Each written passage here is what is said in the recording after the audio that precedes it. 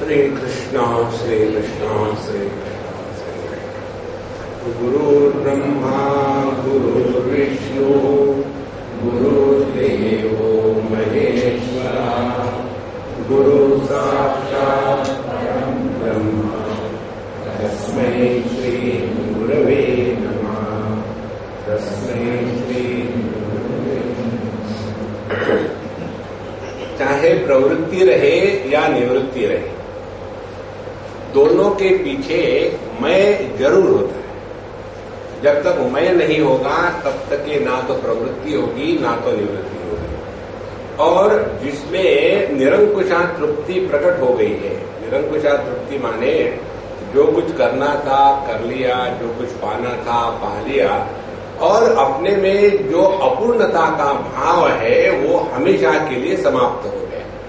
तो ऐसा जो संत है उसके लिए कहते हैं कि उसके जीवन में ऐसा ही होना चाहिए, ऐसा नहीं होना चाहिए, ये सब बात गायब हो जाती है। इसीलिए अथवा कृतकृत्योपि लोकानुग्रह काम्यया शास्त्रीयेनैव मार्गेण वर्तेहम काममक्षति।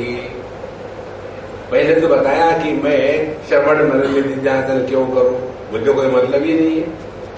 और यदि मैं नॉर्मल जीवन जीता हूं, खाना पीना सोना घूमना, और लोग कहते देखो जी ये तो ज्ञानी होकर के भोग कर रहे हैं, तो वो तो उनका प्रॉब्लम है, मेरा प्रॉब्लम थोड़ी। इस प्रकार से यदि कोई कहे कि नहीं अपने प्रारब्ध का क्षय होने के लिए ध्यान करना आवश्यक है तो करो तुम। प्रारब्ध तो उसका होता है ना कि जिसने अपने को देह मान के रखा, उसका प्रारब्ध है। इसी प्रकार से अपने जगत से उपरत होना ये कोई आवश्यकता नहीं है। कारण क्या है कि विक्षेप और शांति दोनों में जो विचलित नहीं होता उसको कहते हैं नित्य अनुभव रूपस्य कोमेवानुभव पृथक। ये हमारा जो अनुभव है यह नित्य निरंतर अखंड है। इसलिए हम कुछ भी ना करें तो कोई मतलब नहीं, या कुछ भी करें तो कोई मतलब नहीं। इसलिए ये अर्थ नहीं इसका कि उन्होंने फिर चुप ही बैठना चाहिए। अथवा ऑप्शन है कृतकृत्योपि, हालांकि दुनिया से कुछ लेना देना नहीं है, फिर भी लोकानुग्रह काम्यया, किसी का यदि भला हो जाता है तो हमको क्या नुकसान है उसमें। इसीलिए शास्त्रीय नैव मार्गेण वर्ते हम काम अमक्षति। इसलिए शास्त्र के अनुसार यदि मैं अपने जीवन को चलाता हूं तो उसमें मुझे कोई लाभ या हानि दोनों भी नहीं है। देवर्तार्चन स्नान शौच भिक्षादौ वर्तताम बभु तारम जपद्वा वाक् तद्वत् पटपट वामनाय मस्तकम। यहाँ तो स्थूल देह के द्वारा हम अपनी उपासना करें, देवता की पूजा करें, मंदिर में जाए, भिक्षा मांगे, तो ये तो देह के कार्य है, देह कर रहा है। और तारन जपद्वा वाक्, वाणी तार मारे भगवान के नाम का अखंड राम नाम चल रहा है। और मन से या बुद्धि से भले भी हम उपनिषदों का अध्ययन पाठ कर रहे हैं, इन सब से हम पर कोई भी प्रभाव नहीं। एक और बात कहते हैं विष्णुम ध्यायतु धीर यद्वा ब्रह्मानंदे विलीयताम साक्ष्यम किंचिदप्यत्र न कुर्वे नापि कारये। या तो फिर भगवान विष्णु का ध्यान करें या अपने बुद्धि को ब्रह्मानंद में मिला दे, इन सब से हमको कुछ लेना देना नहीं, क्योंकि साक्षी अहम। एक तो होता है दुनिया में काम करने वाला सुखी दुखी कर्तृत्वाभिमानी भोक्तृत्वाभिमानी, दूसरा होता है कर्ता भोक्ता नहीं है, अभी हम साक्षी है तो साक्षी भाव जागृत करना। साक्षी भाव जागृत करना माने जैसे हमने 11वें अध्याय में पढ़ा, साक्षी भाव जागृत करना माने कि व्यक्ति एकदम उदासीन रहता है, जगत के सुख दुख का प्रभाव नहीं, क्योंकि मैं साक्षी हूं। दुख आया तो मैं दुखी नहीं होता, सुख आया तो मैं सुखी नहीं होता। यह जो साक्षी भावना है यह भी प्रयत्न ही है। देखो, जब तक कि हम सोने का प्रयत्न कर रहे हैं कि अब मैं सोने जा रहा हूं, मैं सोने जा रहा हूं, तब तक सोए कहां? जब नींद शुरू हो जाती है तो सोने का प्रयत्न भी गायब हो जाता है। इसलिए कहते हैं साक्षी अहम, यह अपना जो स्वरूप है वो किसी के भी द्वारा प्रभावित नहीं होता। इसीलिए न कुर्वे ना भी कार्य, इसीलिए ना तो मैं कुछ करता हूं ना किसी को बताता हूं कि तुम करो। देखो, हम जगत को बदलना इसलिए चाहते हैं कि जगत को हमने सत्य माना है। जगत के प्रति हमारे अंतःकरण में इच्छाएं इसलिए प्रकट होती है कि हमने कल्पना करी है कि जगत की वस्तु, व्यक्ति, देश, काल, परिस्थिति हमको लाभ या हानि करेंगे, इसीलिए हम प्रयत्न करते हैं। जब ये बात स्पष्ट समझ में आ जाती है हृदय में कि जैसे मृग जल, मृग तृष्णा हमारी प्यास को नहीं बुझाती क्योंकि वह केवल प्रतीति है, वास्तविकता नहीं है, तो हम मृग तृष्णा को लेकर के ना तो उसके पीछे दौड़ेंगे ना तो उसको नष्ट करने का प्रयत्न करेंगे। इसी प्रकार से जब हमने इस विश्व को केवल प्रतीति के रूप में स्वीकार किया है तो ये जैसे मृग तृष्णा को लेकर के हम विक्षेपित नहीं होते, उसी प्रकार से जगत को लेकर के हमको कोई फर्क नहीं पड़ेगा। साक्षी हम किंचित अपि न पूर्वे नापि कार्ये। तो व्यक्ति में यह जो उपरति आ जाती है, यह उपरति समझदारी की है, फ्रस्ट्रेशन की नहीं है। यहां एक सिद्धांत पूरा हो गया। अब इसके बाद दूसरी बात उठाते हैं, एवं च कलहा कुत्र संभवेत कर्मिणो मम विभिन्न विषयत्वेन पूर्वापार समुद्रवत। ऐसी बात यदि है तो हमारा जो लोग कर्म कर रहे हैं उनके साथ कोई झगड़ा नहीं। यदि कोई ज्ञानी हो और कहे कि कर्म तो अज्ञान के क्षेत्र में है, इसका त्याग करो, त्याग करना नहीं है, त्याग होना है। देखो, न कर्मणा न प्रजया धने न त्यागे नहीं के अमृतत्व मानस। तो त्याग होना है का तात्पर्य क्या है? जैसे यह फल जब पेड़ पर पक जाता है तो अपने आप अलग हो जाता है, उसमें अलग करना नहीं पड़ता।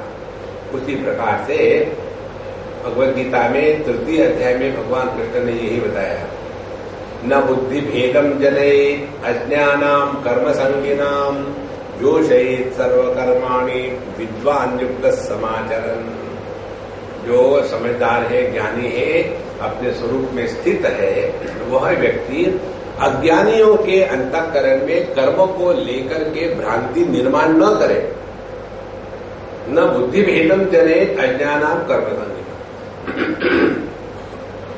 एक समाज सेवक था, समाज सेवा करने के लिए निकला। आपको पता है तो समाज सेवक कौन होते हैं? जो घर में फेल्यूर है वो पब्लिक में काम करते हैं, क्योंकि घर में तो उनको कोई महत्व देता नहीं, तो बाहर करके एक बार फोटो आ गया बस हो गया, उनको फोटोसिंथेसिस शुरू हो जाते हैं।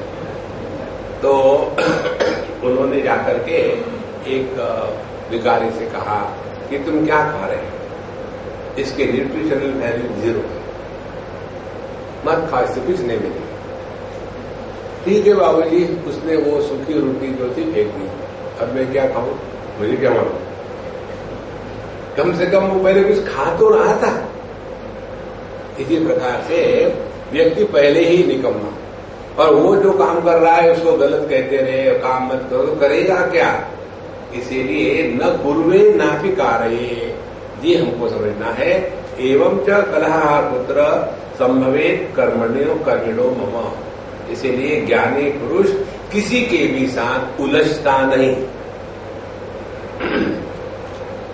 हमारे 2 सिद्धांत है ना संतो, उसको आप अपने साथ में रखो, अपने पर्स में।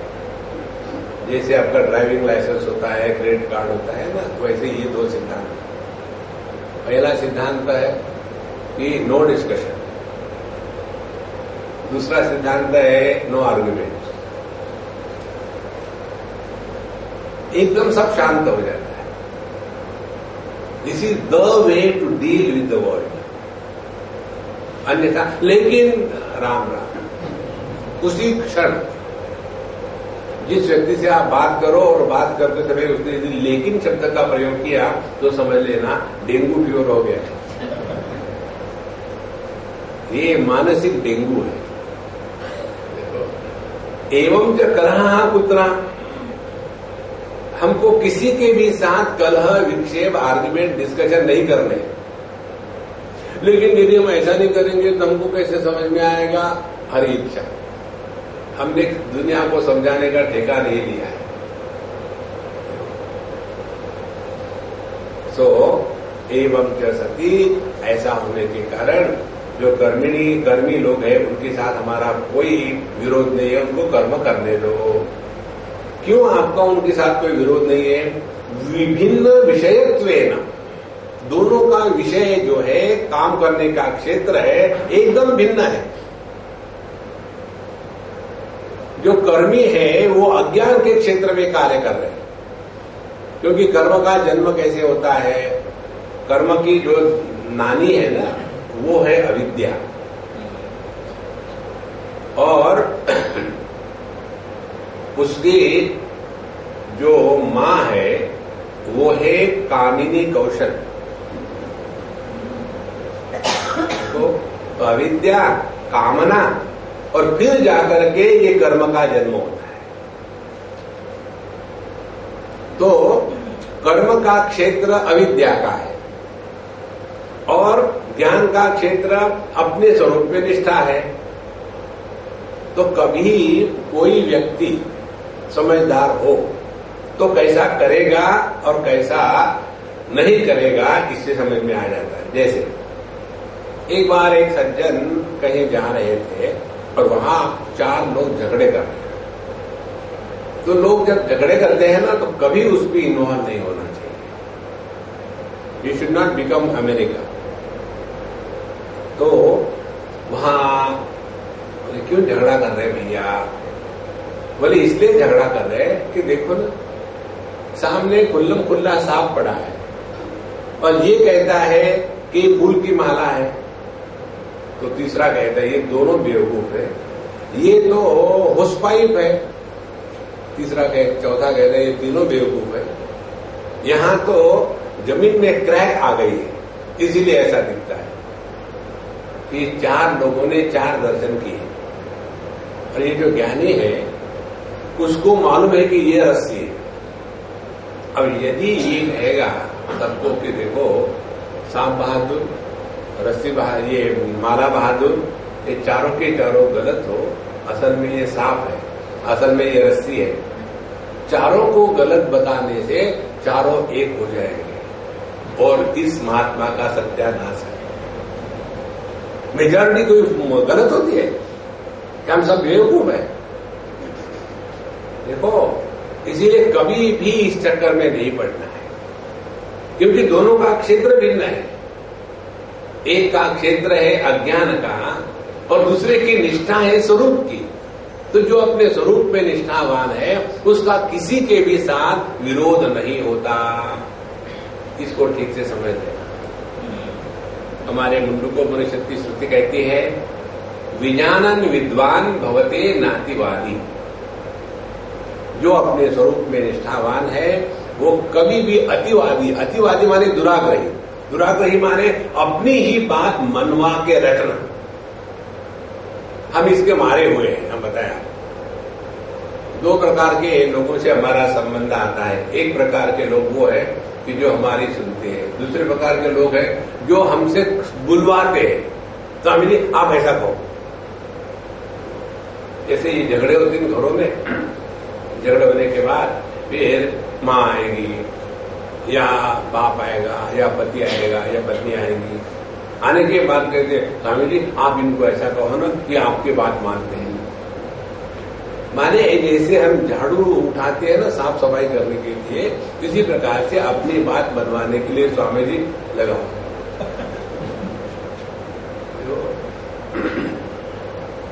इसीलिए ऐसे लोगों से क्या करेंगे आप? एक आध बार बताएंगे, अगले बार से ये समझ में आ गया कि पत्थर के साथ अपने सर को ठोको तो पत्थर को कुछ नहीं होता, अपने सर को कुछ होता है। समझ जाने की बात। तो क्या करें? सिलेक्ट, शिफ्ट, डिलीट, ये सिद्धांत हृदय में रखो, एकदम मन शांत हो जाएगा। लेकिन फिर उनको दुख होता है, that is their problem, it is not your problem. If somebody is miserable because of you, it is their problem, not yours. लेकिन हमने जो राम राम तुरंत वहां से निकल जाओ, कोई आवश्यकता नहीं। हम ये सब बातें जो आपको बताते हैं ना, संतों पुस्तकों की नहीं है, इसके हमारे हुए ये अनुभव की बातें हैं। देखो ये बाहर की नहीं है। तो एवं च कलहः कुत्र संभवेत् कर्मिणो मम विभिन्न विषयत्वेन पूर्वापर समुद्रवत्। जैसे समुद्र के दो कोने हो, उसी प्रकार से दोनों का कभी मिलाप नहीं हो सकता। उसी प्रकार से यह ज्ञानी और कर्मी जो है एकदम विरुद्ध क्षेत्र में कर्म करने वाले हैं। तो जो अपना क्षेत्र नहीं है उस पे क्यों मुंह मारे? एक बार हमको एक सज्जन ने कहा कि स्वामी जी आप ये पॉलिटिशियन लोगों के लिए कुछ बोलिए। हमने कहा सुनने को कौन आने वाले? तो स्वामी हम सब लोग आएंगे, फिर तुमसे बात करूंगा तो मैं तुम्हारे बारे में बात करूंगा कि उनके बारे में बात करूंगा। वपुर्धिग्वाधीषु निर्बंधः कर्मिणो न तु साक्षिणी ज्ञानिनः साक्षरे पत्वे निर्बंधो नेत्रत्रयी। देह, वाणी और बुद्धि, इनके साथ अज्ञानियों का तादात्म्य परिपूर्ण है। माने अज्ञानी कौन हो गया? जिसका अपने देह, वाणी और बुद्धि इन तीनों के साथ तादात्म्य होने के बाद जो व्यक्तित्व का निर्माण होता है, उस व्यक्तित्व को सत्य कहने वाला, सत्य मानने वाला, उसी को कहते हैं अज्ञानी। अब ये बात कितनी सहज है कि जब हमारा देह के साथ तादात्म्य होता है, उसी के बाद गौण आत्मा पैदा होता है। पहले होता है मिथ्यात्मा का जन्म। मिथ्यात्मा का जन्म होने के पश्चात फिर गौणात्मा पैदा होता है। देखो, जैसे शादी करी तो मिथ्यात्मा पैदा हो गया, पति। पति तो मिथ्या है ना, मिथ्या माने क्या? दिखता है लेकिन होता नहीं। और उसके पश्चात एक बार आप मिथ्यात्मा देह के साथ तादात्म्य कर लिया तो फिर उसके पश्चात भाई बहन, पति पत्नी, पुत्र, daughter in law, mother in law, there is no end to that. और दुखी कौन होता है? यही गौणात्मा दुखी होता है। इतनी सहज और सरल बात है कि इसके ऊपर क्या कमेंट्री करें? खा। लेकिन जय और रामचंद्र की जय। जहां लेकिन आया, प्रभु का नाम स्मरण शुरू। हम अपने फोन में काफी भजन कीर्तन, नाम संकीर्तन, सिनेमा के गाने खूब रखते हैं। 8 GB का है। कभी अपने गाड़ी में किसी को साथ ले जाना नहीं चाहते जहां भी जा रहे हैं, क्योंकि जहां हम बैठेंगे कुछ बात करेंगे तो vigilance officer is switched on. Swami ji ने क्या बोला, किसके लिए, कहां जा रहे हैं, कब जा रहे हैं, किसको मिलने जा रहे हैं, और फिर डायरेक्टली ब्लॉक पर चला जाता है। आज मैंने स्वामी जी से बात करी थी, वो कह रहे थे कि वो आत्महत्या करने वाले। फिर हम पर ये ईमेल की शुरू हो जाती है वर्षा, स्वामी जी आप आत्महत्या करना, आपके जगह में मरती हूं। तो फिर इन पब्लिक से, अनावश्यक चीजों से बचने के लिए हम क्या करते हैं? हम अपने फोन में जो गाने हैं फुल ब्लेयर में शुरू करते हैं। जिनके कार में ऑक्स होता है, AUX ऑक्सिलरी, उसमें वो लगा करके पूरे गाड़ी में गाने करेंगे ताकि बोलना बंद करो, ये तो वही शुरू हो जाता है। इसीलिए जिनका देह, वाणी और मन या बुद्धि इनसे तादात्म्य है, वे इस दुनिया के सिवा दूसरी बात करेंगे ही नहीं। और न तो साक्षी, उनको साक्षी से कोई मतलब नहीं। इतने फंसे हुए हैं केवल अपने ही इन चीजों में। लड़का लड़की ऐसे, बहू ऐसे, अरे राम राम, निकलो ना उसमें से, निकलो ना, निकलेंगे नहीं।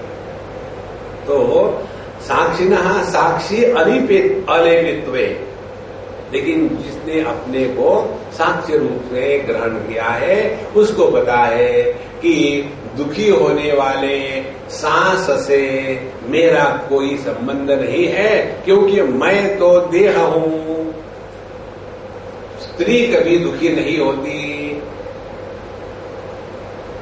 दुखी होती है सास, दुखी होता है पति। केवल इसको समझना है, करना कुछ नहीं है।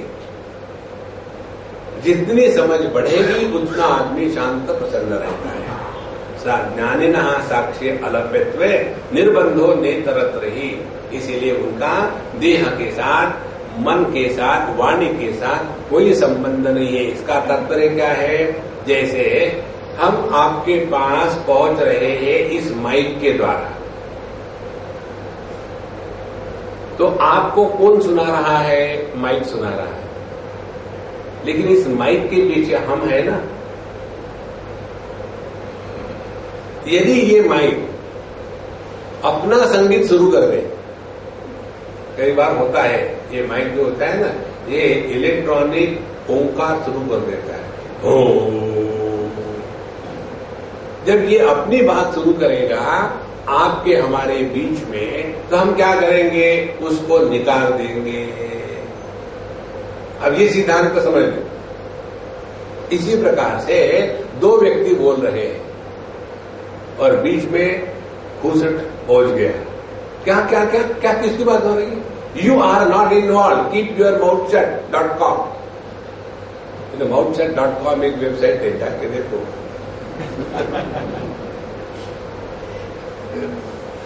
इसीलिए जहां आवश्यकता नहीं है वहां से हट जाओ।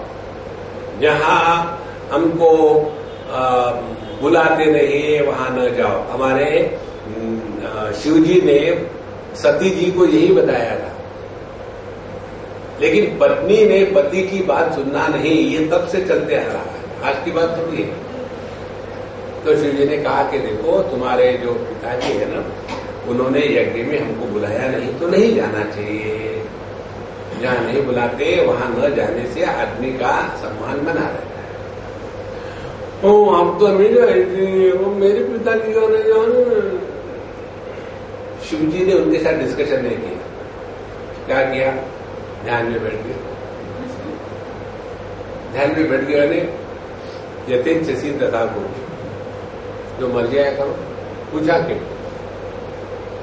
और उसके बाद सती माता चली जाती है और वहां जाने के पश्चात जब सब देखती है तो क्रोधाग्नि में, योगाग्नि में अपने देह को नष्ट कर देती है, प्राण त्याग देती है।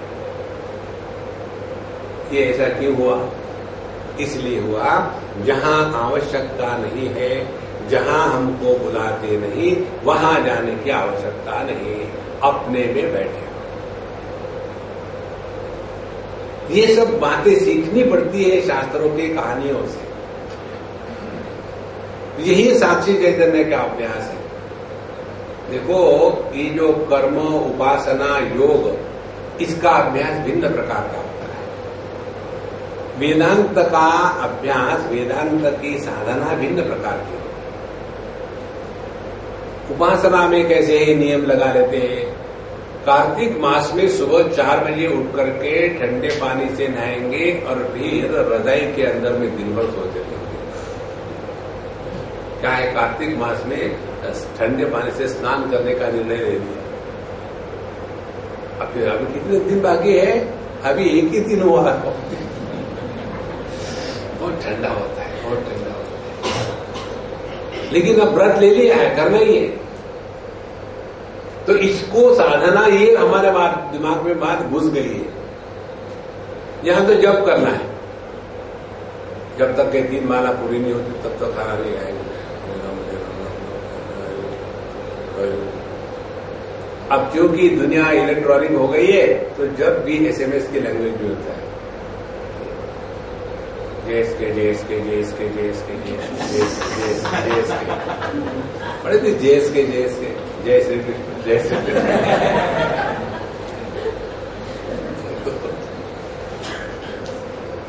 ये शॉर्टकट की बात है ना, जैसे ओम का जप करने वाले यही कहते ओम में सब आ जाता है, इसीलिए ओम ओम ओम ओम सब आ गया। ये हो गई उपासना की साधना। लेकिन वेदांत की साधना क्या है? जहां आपके मन में विक्षेप आया, दुख हुआ, अपमान फील हुआ, तुरंत उसी क्षण कि कौन दुखी हो रहा है, पति पत्नी भाई बहन सास बहू, कौन दुखी? लेकिन हमें नहीं, श्री राम जय जय राम, किसी ने भी लेकिन कहा ना तो राम नाम सत्य है। देखो इसीलिए ज्ञानिनः साक्ष्य अनेपत्वे निर्बंधो न इतरत्र ही। जो साक्षी है वही सत्य है। आज तक बचपन से अभी तक देह में कितने परिवर्तन आए, लेकिन किसी को भी ये अनुभव नहीं आता कि अपने में परिवर्तन आया है।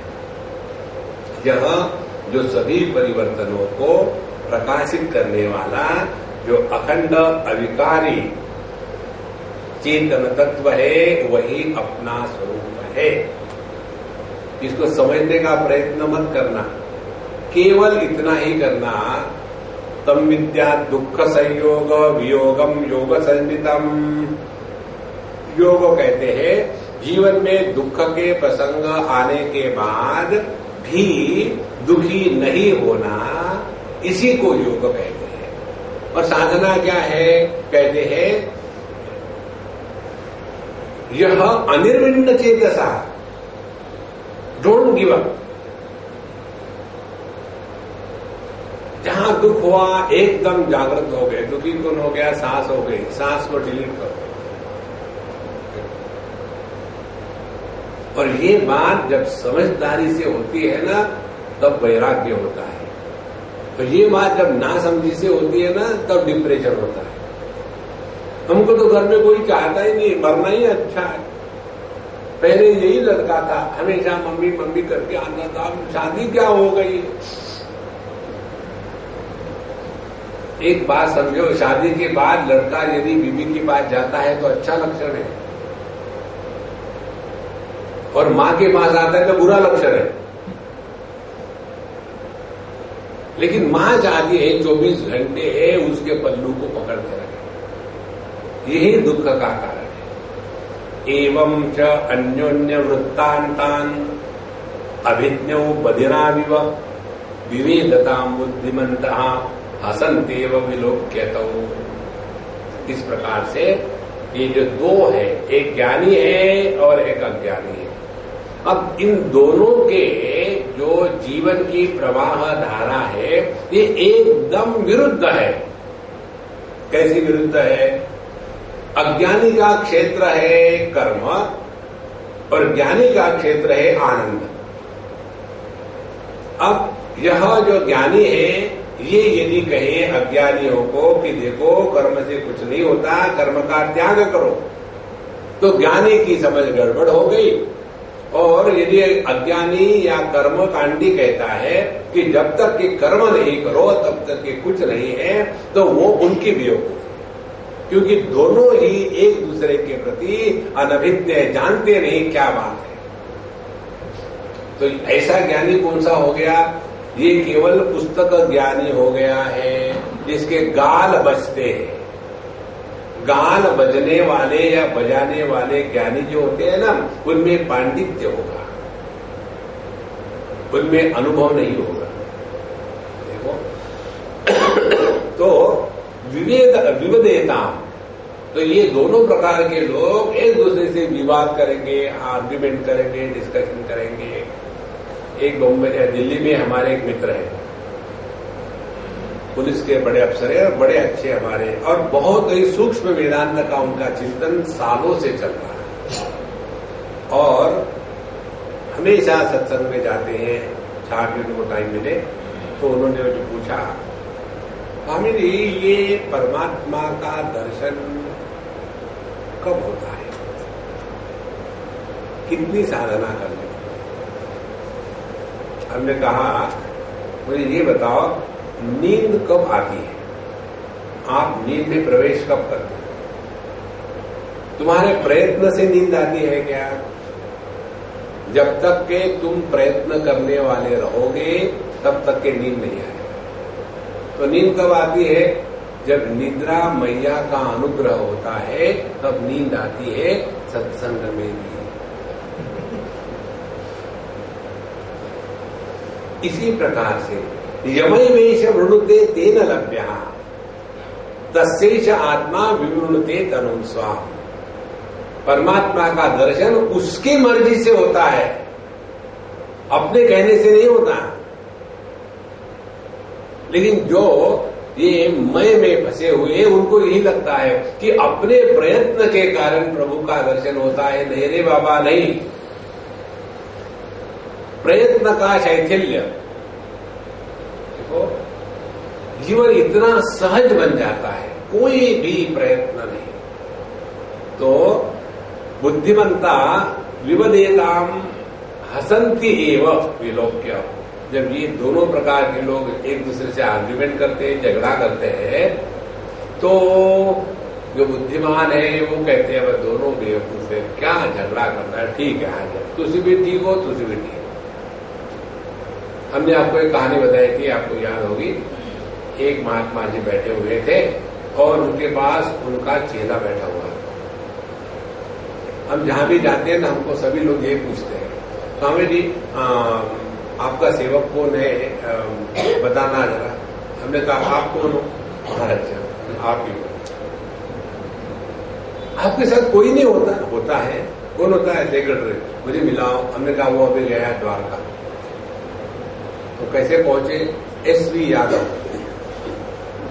श्री कृष्ण वसुदेव यादव, वो हमारा उसके पास पहुंचे। नहीं आप समझते नहीं है। तो उनका शुरू हो जाता है, महाराज जी ऐसी बात नहीं, आपको जो है ना एक सेवक रखना चाहिए। हाँ ठीक है, अगले बार से रखेंगे। जरूरत हो तो बताना, मेरे पास एक ब्रह्मचारी है, परेशान कर रहा है मुझे आपको।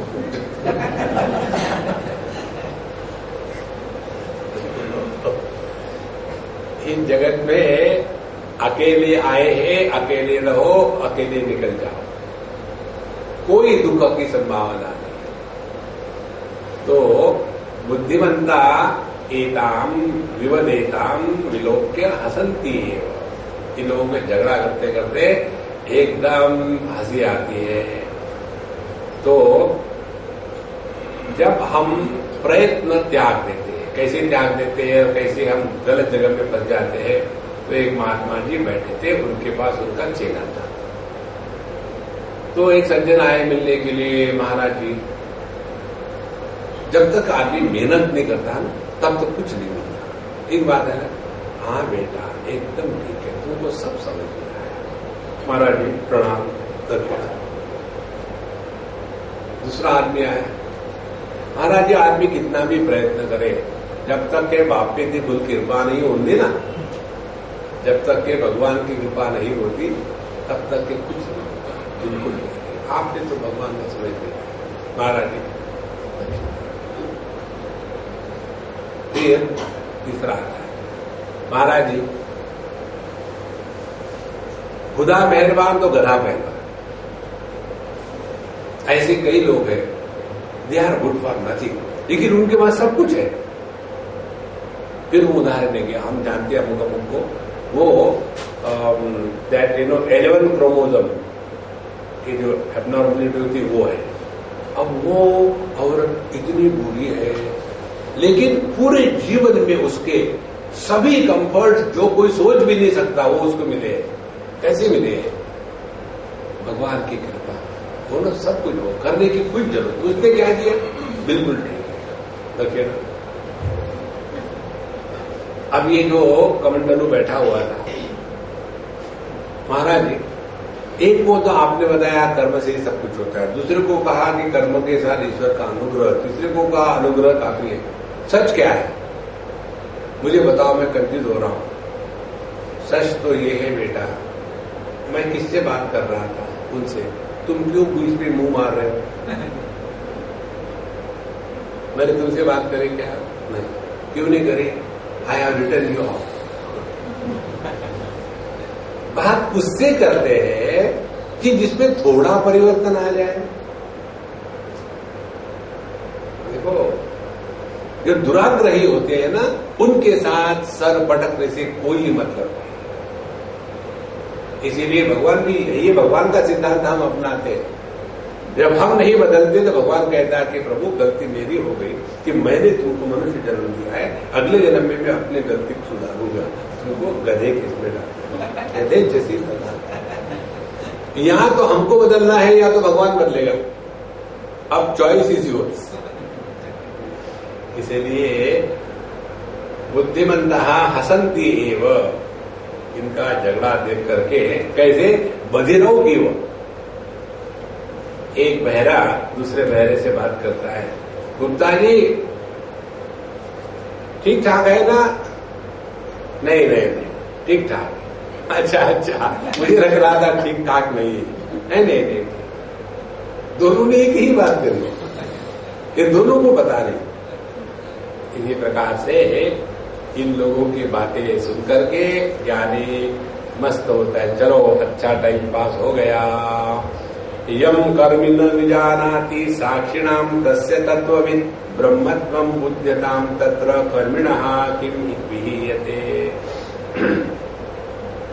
जिस साक्षी तत्व को कर्मी न विजानाति, जो कर्म में फंसा हुआ है, उस व्यक्ति को परमात्मा क्या है, जीवात्मा क्या है, ईश्वर क्या है, जगत क्या है, साक्षी चैतन्य भाव क्या है और साक्षित्व का अनुभव क्या है, ये बातें जिसको मालूम नहीं है, उस व्यक्ति को क्या फर्क पड़ता है कि ये ज्ञानी क्या करता है या नहीं करता। Why should this कर्मी unnecessarily go on getting involved with the wise man? तो ब्रह्मत्वं बुद्धताम तत्र कर्मिणः किम विहीयते। लेकिन क्या होता है मालूम है, जो व्यक्ति कुछ न कुछ करने में फंसा हुआ है ना, उसको अगला व्यक्ति यदि शांत बैठा दिखेगा ना तो उसको बहुत गुस्सा आता है। हम इतना कर रहे हैं, ये कुछ कर ही नहीं रहे। आजकल एक कई, हम नाम नहीं बताएंगे, एक शंकराचार्य महाराज है। जब वो अपनी साधना काल में थे और फिर वो शंकराचार्य बन गए, और एक बार जबलपुर में नर्मदा जी के किनारे उस आश्रम में गए होंगे। जब ये शंकराचार्य महात्मा जी जाते हैं ना तो उनका बड़ा आडंबर होता है, सामने डंडा वाला, पीछे डंडे वाला, और ये आसन और सब कुछ होता है। तो उनके पीछे अगल बगल में पूरी मंडली थी, और वहां नर्मदा जी के वहां पत्थरों में एक महात्मा जी मस्त लेटे हुए हैं। एक बार आप गुरु का रोल ले लो तो भगवान को भी उपदेश करने से रोक नहीं सकते अपने आप।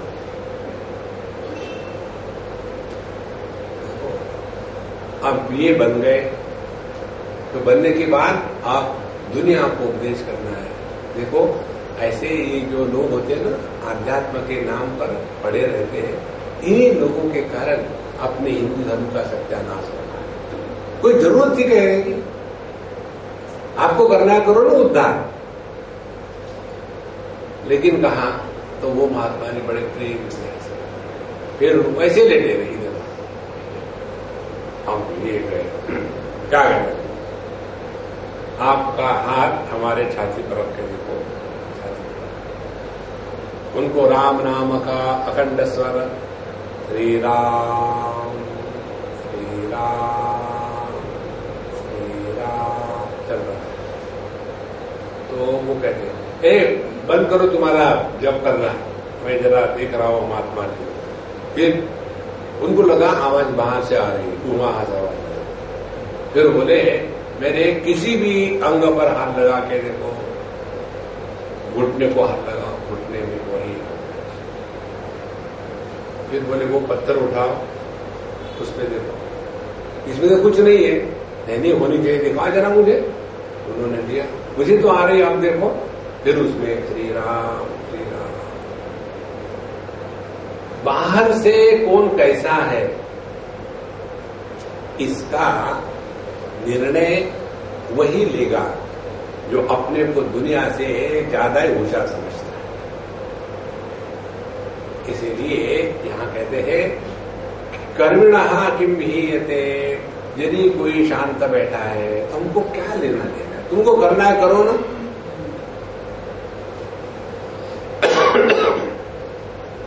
आगे दूसरी बात, देहवा बुद्धय त्यक्ता ज्ञानिना नृत बुद्धितः कर्मी प्रवर्तताम आभि ज्ञानिनो किम हीयते अत्र।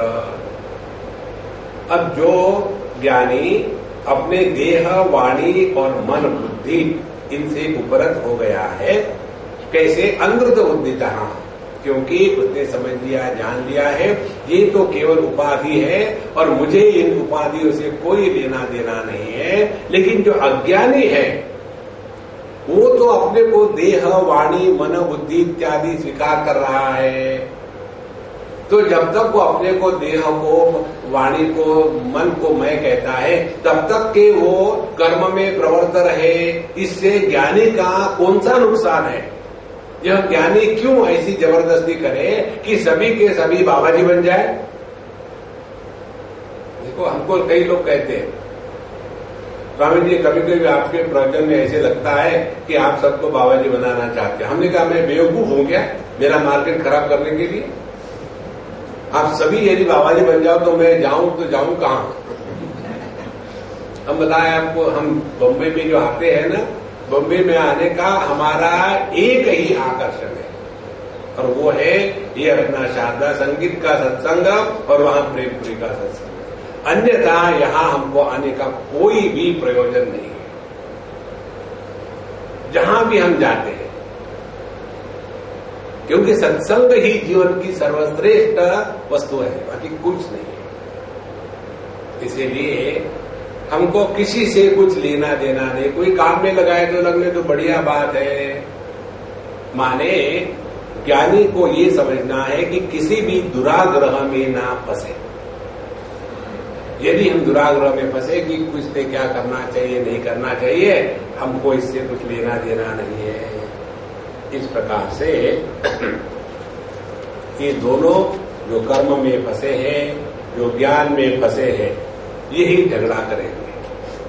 जो ज्ञान में निष्ठावान है वो किसी से झगड़ा नहीं करते। अच्छा, ये जो दुराग्रह होता है ना, प्रवृत्ति नोपयुक्ता चेत निवृत्ति गोपयुज्यते बोध हेतु निवृत्ति चेत बुभुत्सायाम कथेतरा।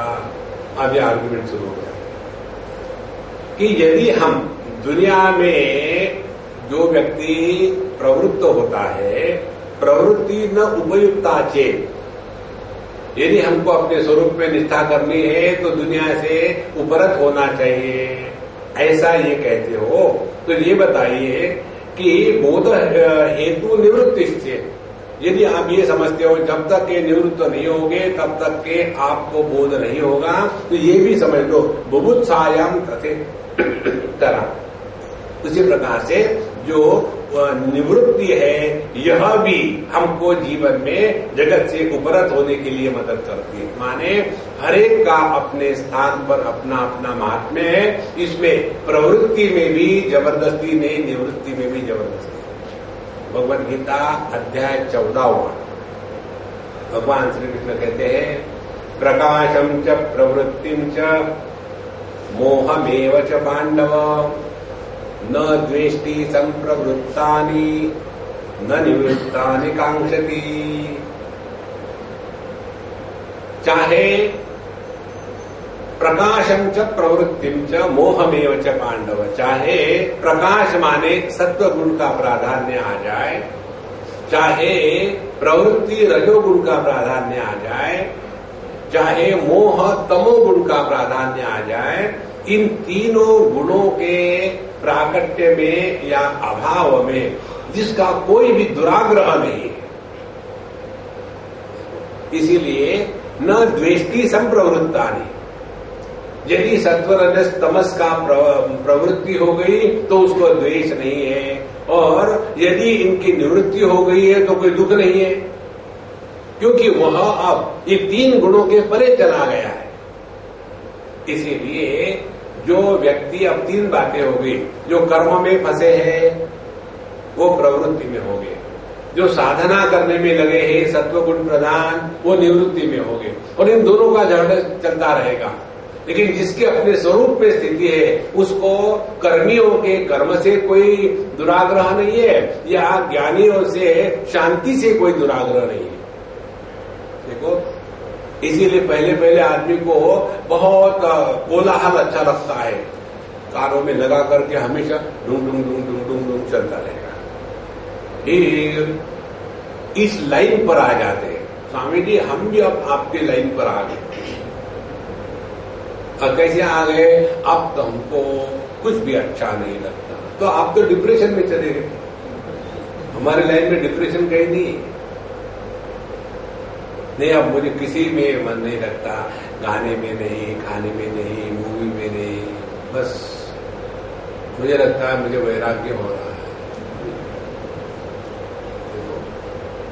आदमी जब अपने स्वतंत्रता से भोग की वस्तु का त्याग करता है तो उसको साधना कहते हैं।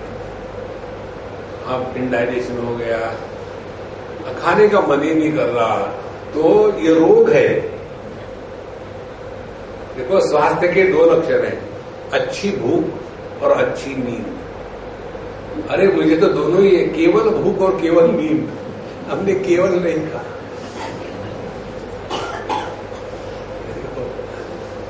तो यह जो प्रवृत्ति या निवृत्ति, इन दोनों से कोई भी दुराग्रह नहीं। इसलिए if one condemns the involvement of a man of action being of no use, then withdrawal is also of no use.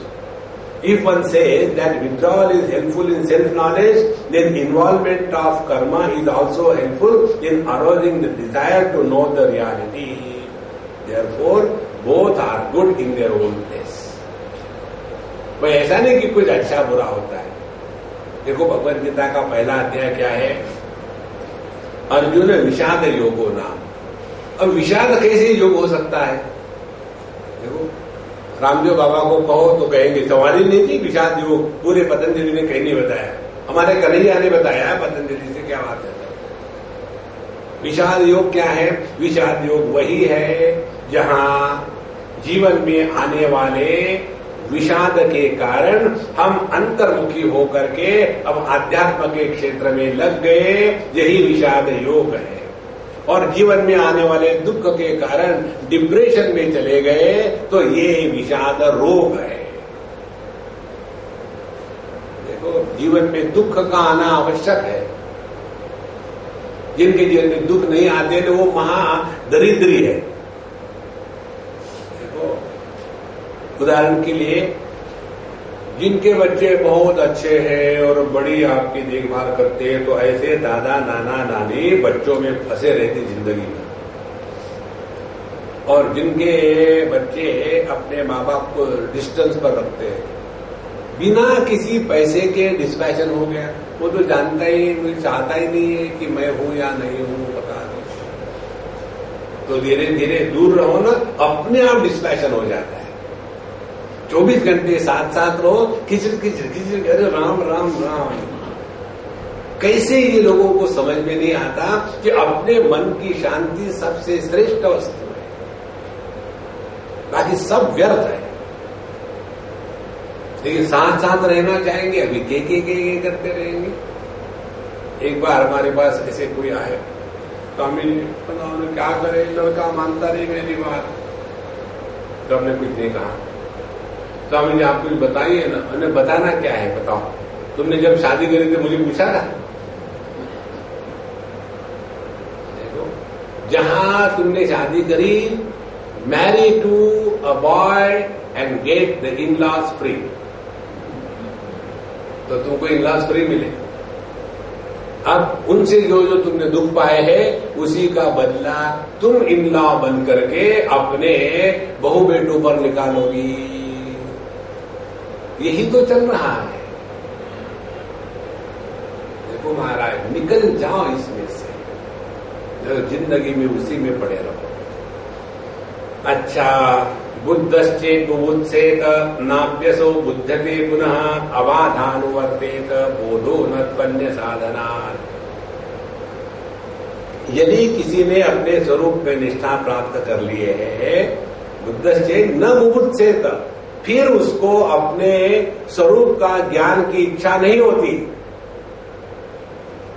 ध्यान से सुनना ठीक से, इसको ये बड़ा सूक्ष्म विषय है। बोध अपने स्वरूप का केवल एक ही बार होता है, दो बार नहीं हो सकता। कितनी सहज बात है। We have to know the truth only once, not twice. तो बुद्धश्चेत न बुभुत्सेत, तो उसका तात्पर्य क्या हो गया?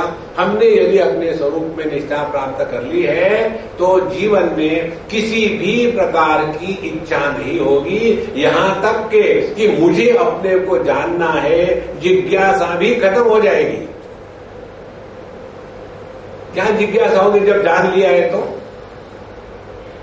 इसीलिए बुद्धश्चेत न बुभुत्सेत, फिर जानने की या पहचानने की इच्छा नहीं रहती है। न अपि असौ बुध्यते पुनः, क्योंकि हम अपने स्वरूप को दो बार नहीं पहचानते। दो बार पहचानने से क्या होगा? पहले बार कोर्ट ने वर्डिक्ट दे दिया कि ये पार्टी को रूलिंग करने दो, पूरा डिस्ट्रॉय करने दो स्टेट को। फिर दूसरे पार्टी ने कोर्ट को खरीद लिया। अपने यहाँ के जितने जो होते हैं ना ये जजेस वगैरह, ये सब कमोडिटीज है, यू कैन बाय देम। फिर नहीं, फिर इसके ऊपर में दूसरे बार जजमेंट होगा। इस प्रकार से अपने स्वरूप के निष्ठा दो बार नहीं होती, एक ही बार होती। तो बुद्धश्चेत न बुभुत्सेत नाप्यसौ बुध्यते पुनः, दूसरी बात की आवश्यकता नहीं। कारण क्या? अबाधात अनुवर्तेत, क्योंकि यह अपने स्वरूप निष्ठा जो है ना, ये अबाधित है। अबाधित है माने चाहे द्वैत का व्यापार चल रहा हो, चाहे अद्वैत की स्थिति में बैठे हो, दोनों में एक ही है। जैसे पानी के लिए चाहे बुदबुदा रहे, चाहे बादल रहे, चाहे लहर रहे, चाहे समुद्र रहे, चाहे बर्फ रहे, पानी को कोई फर्क नहीं पड़ता। इसी प्रकार से जिसकी अपनी अद्वैत निष्ठा हो गई है, उनके लिए योगरतो वा भोगरतो वा संगरतो वा संगति। तो अबाधात अनुवर्तेत बोधः, यह जो बोध है अपने स्वरूप का जो अनुभव है, अबाध होने के कारण अनुवर्तेत, it is a continuous unbroken experience of being, न तो अन्य साधना। लेकिन बाकी के जो साधन है वो हमेशा हमको रिपीट करने पड़ते हैं। देखो, एक बार हम बीमार थे, दिल्ली की बात है, बहुत पुरानी, और बीमार होने के कारण सभी हमारे जो फैकल्टी थे एकदम ऐसे मर से गई थी। और हम ऐसे बैठ करके गुरु स्तोत्र का पाठ करना चाहते। चलो गुरु स्तोत्र का पाठ करते हैं। एक भी श्लोक हम नहीं कह पाए। अखंड मंडलाकारम, ब्लैंक। कितना प्रयत्न करें, कितना प्रयत्न, और फिर हम और परेशान, पता नहीं गुरु सूत्र भी नहीं करना हो रहा, आगे क्या होगा, कैसे होगा। और फिर जब तबीयत ठीक हो गई, उसके बाद फिर हमने उसका पाठ किया और फिर आ गया। तो प्रकृति के क्षेत्र में जहां इंद्रिय मन बुद्धि इनका व्यापार होता है, वहां आवर्तनों की, प्रैक्टिस की, अभ्यास की आवश्यकता होती है। जिस अनुभव में किसी भी प्रकार के प्रमाणों की अपेक्षा नहीं है, निरपेक्ष प्रमाण निरपेक्ष अनुभूति में अभ्यास की आवश्यकता नहीं। इसीलिए अबाधात अनुवर्तेत बोधा न तू अन्य साधना, बाकी किसी भी प्रकार से नहीं। अच्छा, हम कहते हैं कि यह जो हमारे स्वरूप का बोध है, अनुभव जो है, यह ठीक है, अज्ञान के द्वारा नष्ट नहीं होता, लेकिन अज्ञान के कार्य के द्वारा तो प्रभावित होगा ना। अज्ञान तो नष्ट हो गया, लेकिन अज्ञान का कार्य, अब इसको लेकर के विचार बढ़ाते हैं। ना विद्या नापि तत्कार्यम बोधम बाधितुम अर्हति पुरैव तत्वबोधेन बाधिते उभे यतः। न अविद्या न अपि तत्कार्यम बोधम बाधितुम अर्हति। अपने स्वरूप का जो अनुभव है वह अविद्या और उसके कार्य। अविद्या क्या है? हमने अपने आप को एक देह मात्र स्वीकार किया है, हमने अपने आप को जीव स्वीकार किया है, एज अ व्यक्ति, इंडिविजुअलिटी। तो यह जो अविद्या और उसके जो कार्य है पंचकोश इत्यादि, बोधम न बाधितुम अर्हति, इस अपने स्वरूप के ज्ञान को वो नष्ट नहीं कर सकते। कारण क्या? पूरा पहले ही तत्वबोधेन ते उभे बाधिते, क्योंकि तत्वबोध के कारण द्वारा ये दोनों अविद्या और उसके जो कार्य है अपने आप बाधित हो चुके थे। को समझो, जब तक के ये बात स्पष्ट नहीं होती हृदय में ना कि निरंकुशा तृप्ति का तात्पर्य है हम अपने इंद्रिय मन बुद्धि वाणी इनके परे चले गए। अब देखो हम कैसे इंद्रिय मन बुद्धि वाणी में फंसे रहते हैं, देह में फंसे रहते हैं, पूरा जीवन देह को लेकर ही चल रहा है। कैसे देह को लेकर के चलता है? देह को मैं मानने के बाद ही सब रिश्ते निर्माण हो जाते हैं। फिर वाणी को लेकर के हम कैसे बंधन में आ जाते हैं? जहां आवश्यकता नहीं वहां अपनी मुंह मारते रहते हैं। क्या बोलना चाहिए, इससे ज्यादा इसकी आवश्यकता है कि क्या नहीं बोलना चाहिए, ये आदमी को जानने की आवश्यकता। जहां नहीं वहां अपने आप को उपस्थित करना, यह वेदांत की साधना नहीं है। इसलिए पुरा एव तत्वबोधेन बाधिते उभे यतः, क्योंकि ये दोनों अज्ञान और उसका कार्य ये तत्वबोध में बाधित हो गए हैं। बाधित होने का तात्पर्य क्या है? बाधित होना माने नष्ट नहीं होना। बाधित होना माने जिस वस्तु को पहले हम सत्य के रूप में स्वीकार कर रहे थे, अब उसी वस्तु के साथ रहेंगे, उसी के साथ खेलेंगे, लेकिन पहले जो हमने उसको सत्यत्व बुद्धि से स्वीकार किया था, यह वस्तु के प्रति, व्यक्ति के प्रति, देश के प्रति, काल के प्रति, परिस्थिति के प्रति जो सत्यत्व बुद्धि थी, उस सत्यत्व बुद्धि का त्याग करके उसके साथ फिर वैसा ही व्यवहार करना, उसको कहते हैं बाधित। देखो, बाधित ऐसा नहीं है कि आपको ज्ञान हो गया कि सूर्य स्थिर है, पृथ्वी की गति सूर्य पर अध्यारोपित होने के कारण वहां सूर्योदय और सूर्यास्त की प्रतीति होती है। ये ज्ञान आपको होने के बाद सूर्योदय सूर्यास्त नहीं दिखेगा, ऐसी बात नहीं, दिखेगा। लेकिन पहले जो हम सूर्योदय सूर्यास्त को सत्य मानते थे, अब उसको सत्य मानेंगे नहीं। जैसे जानवर होता है, वो ये मृग तृष्णा को सत्य मान करके दौड़ता है उसके पीछे, लेकिन आदमी जो है वो उसको मृगजन या मृग तृष्णा जान करके इसके पीछे नहीं दौड़ता। इसी प्रकार से अज्ञानी पशुतुल्य है, जगत के वस्तु व्यक्ति देश काल परिस्थिति इसको सत्य मान करके उसके पीछे दौड़ता है और दुखी होता है।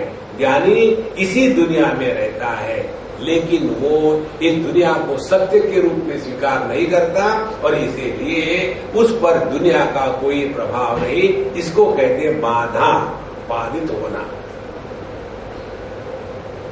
तो पुरा एवं तत्वबोधे न बाधिते ते उभयतः, दोनों अविद्या और उसका कार्य इस समझदारी के साथ बाधित हो गए। जितनी समस्या है ना, ये नासमझी की समस्या है। यदि हमने अपने आप को ठीक से समझ लिया है तो दुनिया को समझ लेंगे। तो पुरा एवं तत्वबोधे न बाधिते ते उभयतः, क्योंकि दोनों को दोनों ये बाधित हो गए हैं। अब यह अज्ञान और उसका कार्य यदि तत्वबोध में बाधित हो गए हैं तो बाधितम दृश्यतामक्षयहि तेन बाधो न शक्यते जीवन नाकुर्न मार्जारम हंति हन्यात् कथम मृतः। ये जो बाधितम दृश्यताम अक्षय, ये जो बाधित जगत है, माने जगत को जिसने सत्य के रूप में स्वीकार करना बंद कर दिया है, उसके इंद्रियों के द्वारा यदि दुनिया दिखती है तो दिखने दो, कोई फर्क नहीं पड़ने वाला। देखो, बाधा न शक्यते हंतु, यह जो बाध है ये कभी खोटा नहीं होगा, वैसे के वैसे रहेगा। कारण बता दे, जीवन नाकुर्न मार्जारम हंति, जो चूहा होता है, जिंदा चूहा यदि बिल्ली को नहीं मार सकता तो मरा हुआ चूहा बिल्ली को कैसे मारेगा? इसी प्रकार से कहते हैं कि इस बोध में, आत्मबोध में, आत्म तृप्ति में, निरंकुशा तृप्ति में जब जगत के प्रति सत्यत्व बुद्धि हमेशा के लिए नष्ट हो गई तो उसको दिखने दो तो क्या फर्क पड़ता है? देखो, इस पर आप ऐसा चिंतन करो। देखो, वेदांत की साधना में चिंतन 24/7 चलता है। चिंतन माने वरी नहीं, चिंतन माने हर एक अनुभूति से सीखना, हर एक अनुभूति से। जैसे आप दर्पण के सामने खड़े रहते हो, हमने आपको उदाहरण दिया था, दर्पण के सामने खड़े हैं, बगल में दर्पण के अपना फोटो लगाओ, उसके सामने अगरबत्ती और माला मत लगाना, अभी आप जिंदा हो तो आप फोटो लगा दिए। फोटो लगाने के बाद दर्पण के तरफ देखो, अपने प्रतिबिंब की तरफ, और फोटो की तरफ देखो। अब इस अनुभव का विश्लेषण करो। क्या विश्लेषण होगा? दर्पण का प्रतिबिंब हमें एक विशेष परिस्थिति में ही हो सकता है। यदि आपका मुख कमल हो, दर्पण हो, लेकिन दोनों एक दूसरे के सामने ना हो तो प्रतिबिंब नहीं हो। यदि आपका मुख कमल हो, दर्पण हो, लेकिन उस पर एक टारपोलिन रखी हो तो आपको अपने मुख कमल का दर्शन नहीं होगा। तो दर्पण में प्रतिबिंब का दर्शन होने के लिए अमुक अमुक कंडीशंस होनी चाहिए, तभी जाकर के प्रतिबिंब का दर्शन होता है। ये सिद्धांत हो गया। अच्छा, चाहे दर्पण हो या ना हो, अपना फोटो दिखने के लिए दर्पण की आवश्यकता है क्या? दर्पण में जो प्रतिबिंब है वो आता जाता है, फोटो में जो प्रतिबिंब है वो वैसा का वैसा रहता है। अब क्या फर्क है दोनों में? जैसे जागृत अवस्था इंद्रिय देह के साथ तादात्म्य होने के बाद ही अनुभूत होती है, लेकिन स्वप्नावस्था में इंद्रिय देह के साथ तादात्म्य की आवश्यकता नहीं है। तो फिर मन पर जो संस्कार है वही हमको दिखते हैं, जैसे फोटो में अपने चेहरे को हम देखते हैं। अब ध्यान से सुनो, चाहे दर्पण टूट जाए, चाहे फोटो फट जाए, अपने को कुछ होता है क्या? इसी प्रकार से आज तक कितने जागृत अनुभव आके चले गए, कितने बार हम दर्पण के सामने खड़े होके निकल गए, कितने बार हमने अपने फोटो देखे,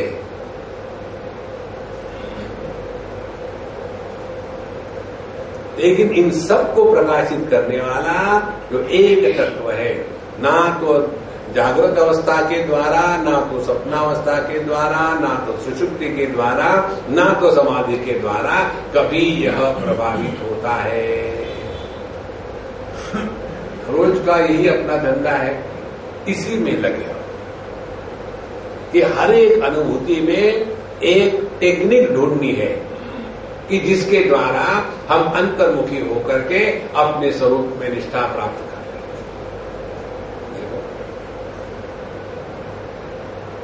इस टेक्निक के द्वारा रहो ना, तो व्यक्ति के जीवन में जो भी अच्छी बुरी बातें आती है उससे वो प्रभावित नहीं होता। इसीलिए भगवान 6वें अध्याय में परिभाषा बताते हैं परमात्मा की उपलब्धि की। शीतोष्ण सुख दुखेषु जितात्मना, जीवन में आने वाले द्वंद्वों के द्वारा जिसके मन का संतुलन कभी नष्ट नहीं होता,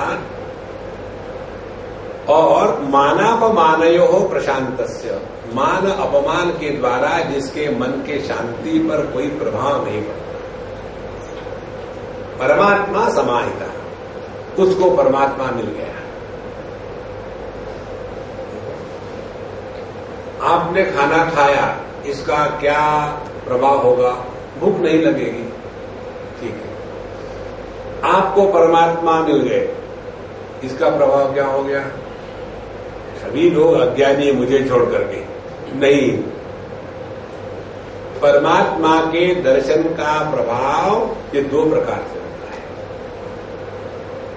जीवन में आने वाले द्वंद्वों के द्वारा अंतःकरण के समत्व में कोई खोट नहीं आती, और मान अपमान के द्वारा अंतःकरण की जो शांति है वो भंग नहीं होती। दो बातें यदि जीवन में हुई तो बापे दी फुल कृपा,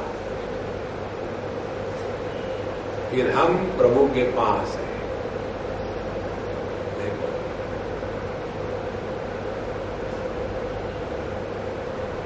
ध्यान की एक आपको प्रक्रिया बताते हैं। प्रक्रिया में क्या करना है? मेडिटेशन खेलना है, करना नहीं, खेलना है। जब हम खेलते हैं ना, तब मैं पैदा नहीं होता, बिकॉज वी आर प्लेइंग फूल, खेल रहे हैं। जैसे बच्चे खेलते हैं तो वहां मैं थोड़ी पैदा होता है, फिर किस लिए खेल रहे? टाइम पास करने के लिए। इसी प्रकार से मेडिटेशन खेलो टाइम पास करने के लिए। तो क्या करना है उसमें? पहले ऐसा खेलो कि मैं पृथ्वी हूं, ये भावना की। तो क्या हो रहा है? घूम रहे ऐसी पृथ्वी घूम रही, और बढ़िया घूमो 10 मिनट। हाँ, अब ये खेलना बंद हो गया।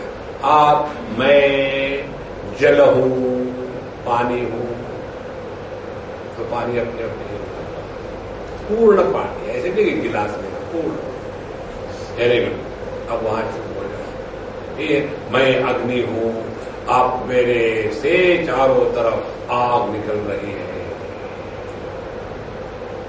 फिर वो बंद कर दो। ये मैं हवा हूं, खूब जोर से दौड़ रही है हवा, मैं भी दौड़ रहा हूं, अब इसका भी त्याग कर दो। अब आखिरी, मैं आकाशवत हूं, आकाश में सब गति शांत हो जाती है और स्थिति प्रारंभ हो जाती है।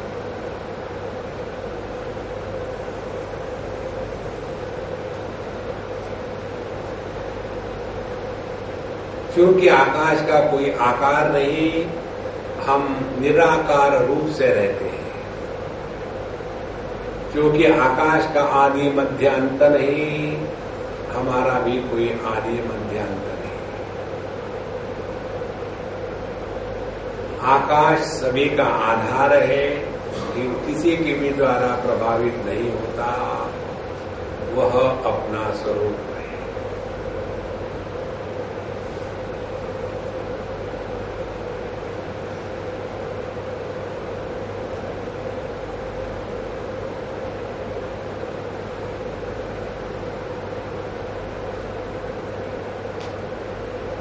पृथ्वी के संस्कार निर्माण होते हैं, जल के संस्कार निर्माण होते हैं, अग्नि के होते हैं, वायु के होते हैं।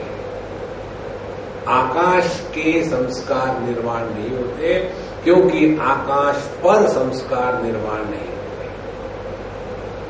यह जो संस्कार रहित चेतन सत्ता है, ये अपना स्वरूप है।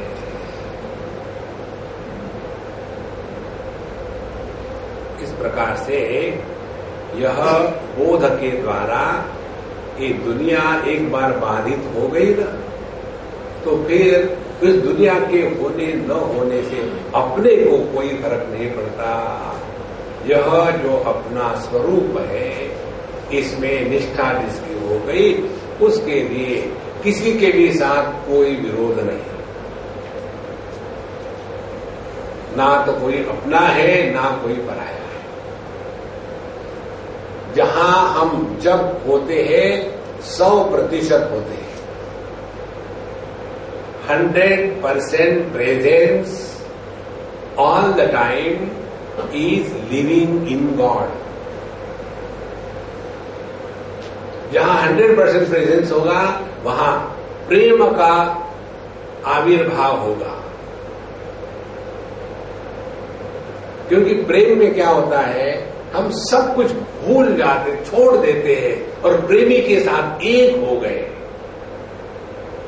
तो यह जो प्रेम है, जिसमें देश काल वस्तु व्यक्ति परिस्थिति, इसके कारण ऐसी छिन्नता नहीं आती, केवल एक अखंड अविकारी यह बोध जो है वही रहता है।